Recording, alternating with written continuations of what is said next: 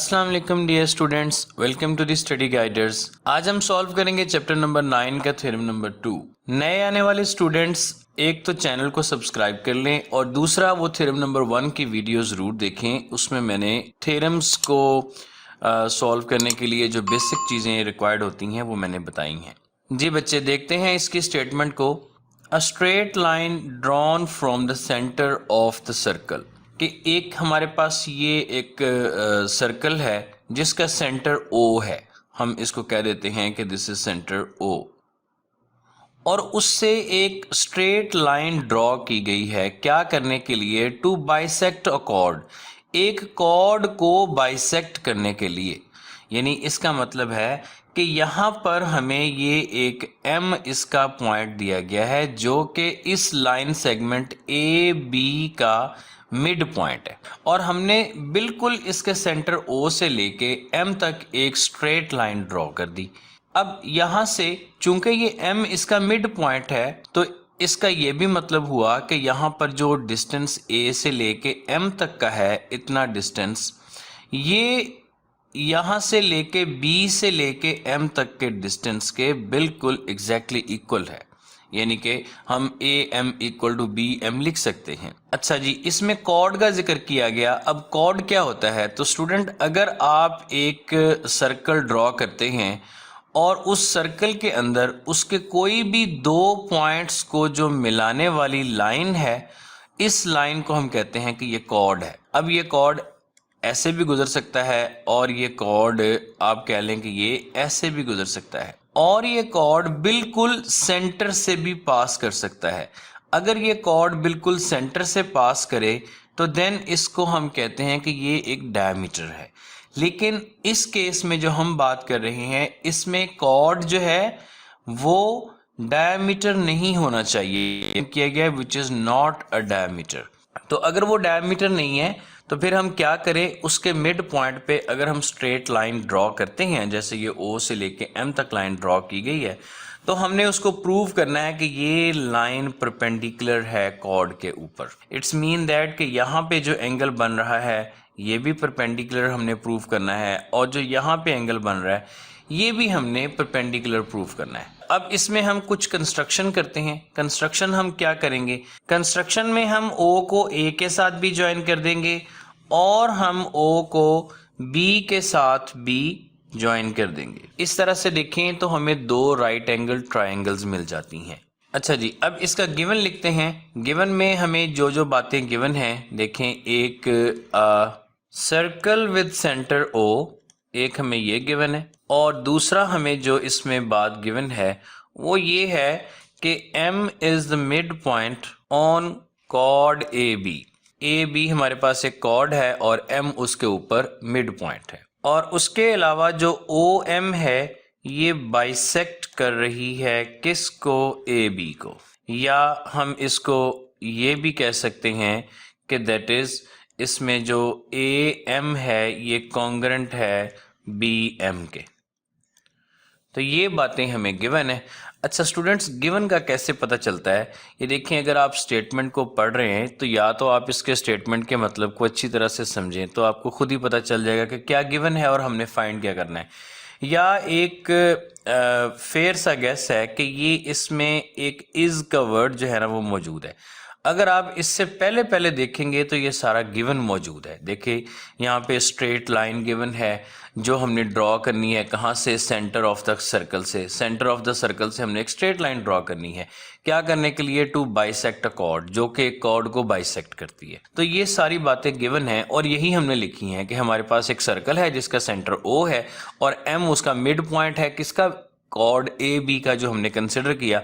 ये कॉर्ड आप कहीं पे भी ले सकते थे, यानी कि इसकी जो डायग्राम है ना बच्चों, वो ऐसे भी बन सकती थी कि ये आप एक सर्कल ड्रॉ करें रफली, और उसके बाद आप इसमें यहाँ पे एक कॉर्ड ले लें, ये इसका आ गया सेंटर, और सेंटर से आप एक लाइन इस कॉर्ड को बाइसेक्ट करने के लिए ड्रॉ कर दें, और देन फिर इनके इन पॉइंट्स को आप ऐसे मिला दें। अगर आप ये ऐसे वाली डायग्राम बनाते हैं तो ये भी बिल्कुल करेक्ट ही कंसिडर होगी। ठीक है, क्योंकि हमने इसको स्टेटमेंट के मुताबिक बनाया। कॉर्ड तो कोई भी लिया जा सकता है, कहीं भी लिया जा सकता है, सिर्फ वो डायमीटर नहीं हो सकता, बाकी हर जगह पे लिया जा सकता है। तो अब हमने प्रूव ये करना है वो लाइन जो यहाँ पे आपको ये OM लाइन नजर आ रही है ब्लू कलर में, ये परपेंडिकुलर है।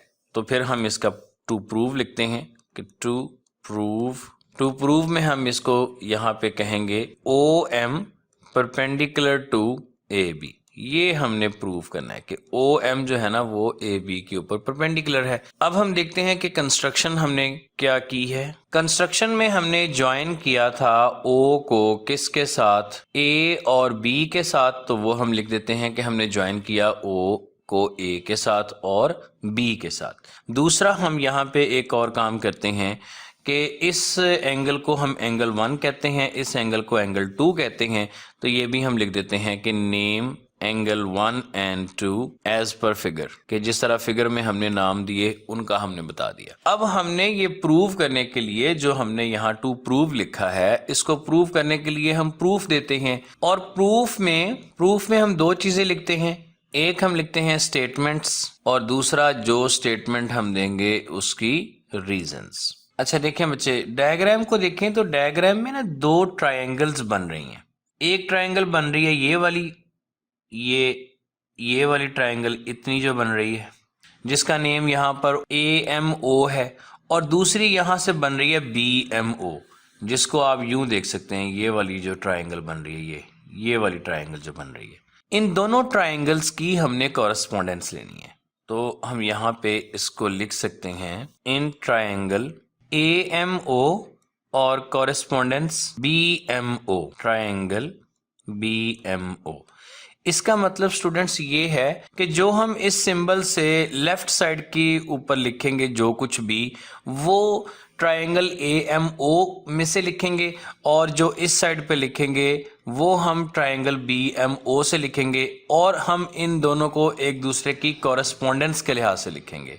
अच्छा बच्चों, अब इन ट्रायंगल्स में जरा आप गौर से देखें। सबसे पहली चीज ये मैं ग्रीन लाइंस की मदद से आपको शो करवाता हूं। देखें, एक ये वाली जो लाइन है OA, ठीक है, ये इस OB के कॉन्ग्रेंट है, क्योंकि ये O से लेके A ये एक सर्कल के एक्सटर्नल पॉइंट तक लाइन आ रही है, तो ये भी एक रेडियस है, और O से लेके B तक भी एक रेडियस है।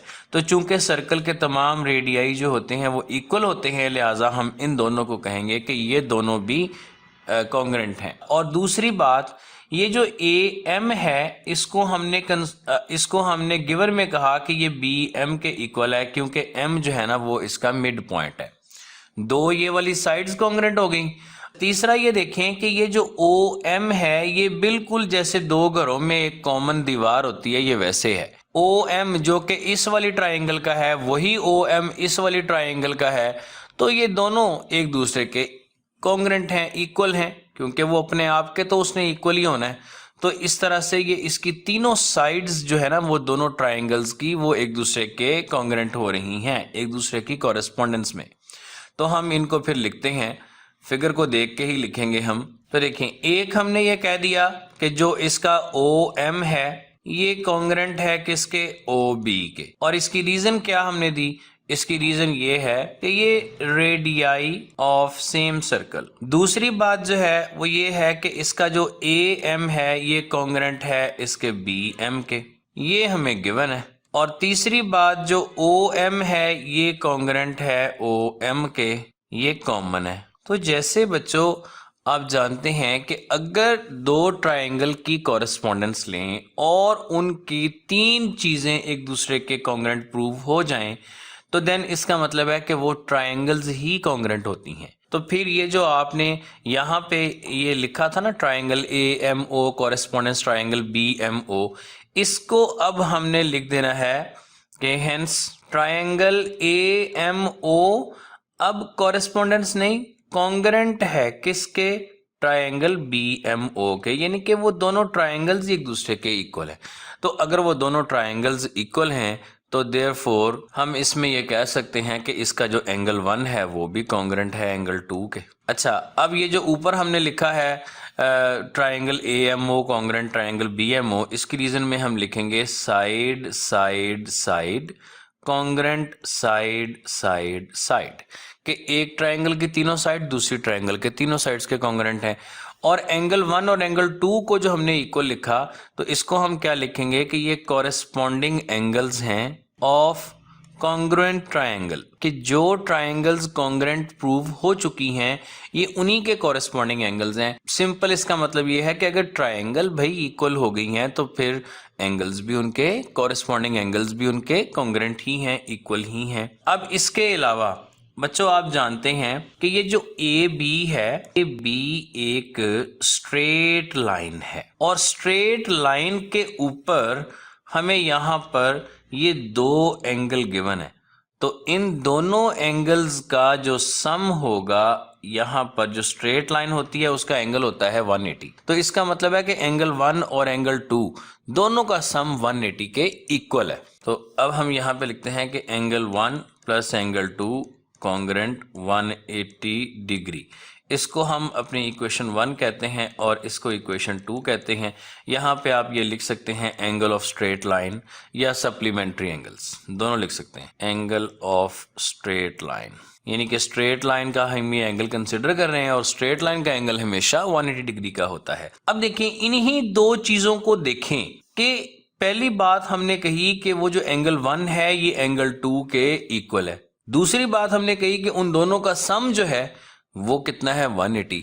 तो फिर लॉजिक क्या कहती है कि एंगल 1 भी 90 डिग्री का है और एंगल 2 भी 90 डिग्री का है। आप इसको यहां पे लिख सकते हैं कि फ्रॉम 1 and 2। तो फिर यहां से हमें क्या बात पता चलती है, यहां से हमें यह बात पता चलती है कि देयरफॉर अगर एंगल 1 भी 90 का है और एंगल 2 भी 90 का है तो इट्स मीन दैट ये जो लाइन OM है ना ये AB के ऊपर परपेंडिकुलर है।